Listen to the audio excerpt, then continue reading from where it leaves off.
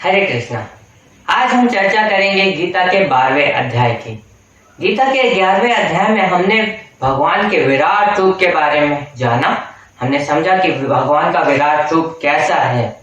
और इसके बाद अर्जुन के मन में एक प्रश्न आता है। अर्जुन भगवान से कहते हैं कि भगवान मुझे बताइए कौन सा पुरुष ज्यादा सिद्ध है, जो आपके साकार रूप की पूजा करता है या जो आपको एक निराकार ब्रह्म मान के आपकी पूजा करता है। और इसके उत्तर में भगवान श्री कृष्ण कहते हैं कि जो व्यक्ति मेरे इस सगुण रूप की या साकार रूप की जो पूजा करता है वो व्यक्ति मुझे ज्यादा प्रिय है। परंतु जो लोग भगवान के निराकार रूप की पूजा करते हैं, जो रूप इंद्रियों की अनुभूति के परे है, सर्वव्यापी है, अकल्पनीय है, अपरिवर्तनीय है, अचल तथा ध्रुव है, उन लोगों के लिए भगवान को प्राप्त करना बड़ा कठिन बन जाता है। क्योंकि ये जो रूप है ये अकल्पनीय रूप है।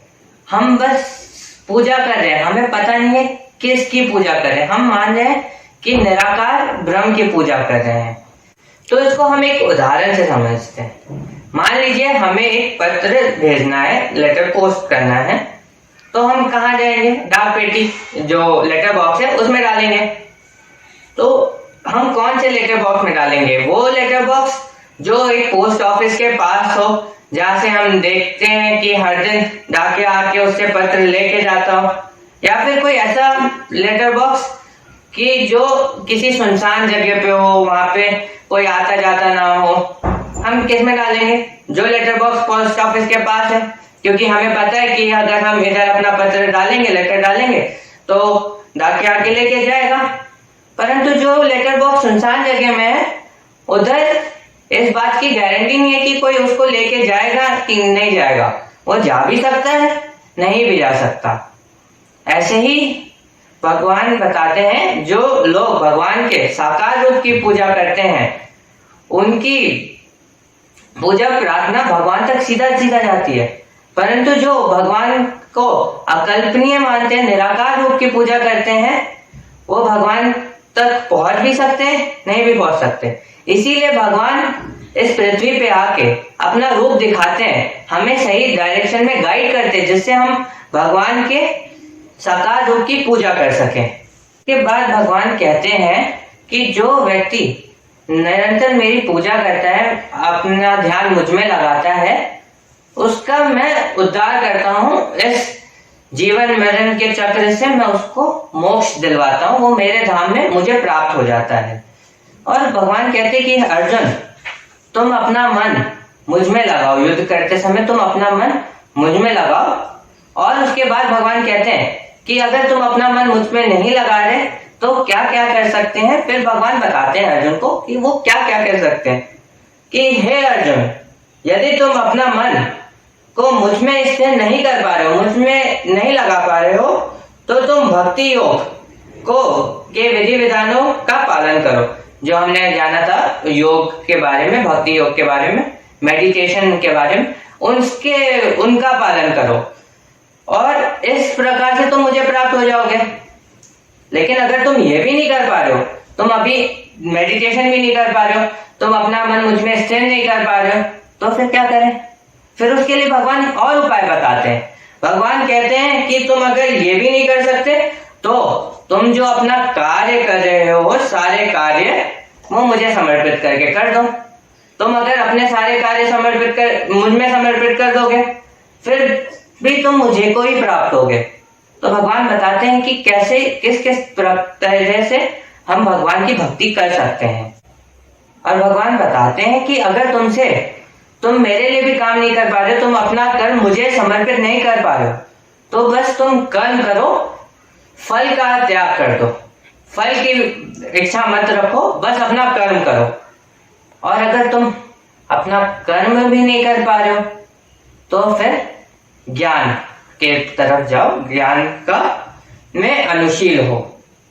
फिर भगवान बताते हैं कि एक बात याद रखना अर्जुन, कि ज्ञान से श्रेष्ठ ध्यान है और ध्यान से श्रेष्ठ कर्म के फलों का त्याग करना है, क्योंकि अगर हम अपने फलों का त्याग करेंगे, अपनी इच्छा का त्याग करेंगे, तो हमारे मन को संतुष्टि होती है। उसके बाद भगवान बताते हैं कि जो भी व्यक्ति किसी भी व्यक्ति से द्वेष नहीं करता, ईर्ष्या नहीं करता और सारे जीवों के प्रति दयालु है, जो अपने आप को स्वामी नहीं मानता। स्वामी नहीं मानता मतलब जिसके अंदर अहंकार नहीं है, जो सुख दुख की संभावना से मुक्त है, मतलब खुशी में खुश नहीं होता, दुख में दुखी नहीं होता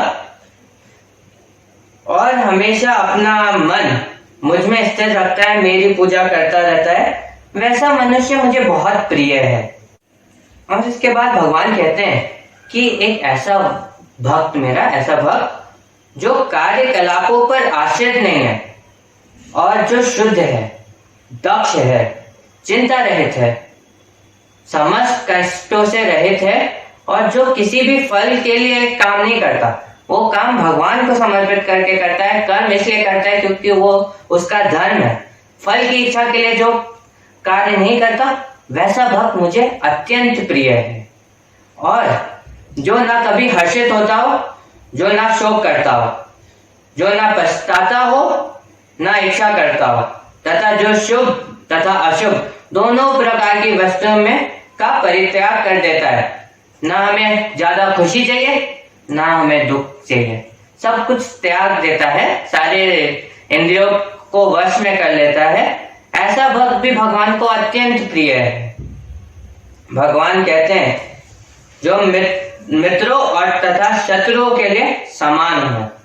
बहुत ऐसा तो बहुत कम देखा होगा हमने कि जो व्यक्ति मित्रों और शत्रुओं के लिए समानता हो। ऐसे हम अपने मित्र को बहुत स्नेह देते हैं और शत्रु से हमेशा द्वेष करते हैं। लेकिन भगवान कहते हैं कि जो व्यक्ति सबके लिए समान हो और जो मान तथा अपमान, गर्मी तथा सर्दी, सुख या दुख, यश या अपयश में समभाव रखता है, सबको एक समान देखता है, जो दुष्टि संगति से सदैव दूर रहता है, मुक्त रहता है, जो सदैव मौन और किसी भी वस्तु से संतुष्ट रहता है।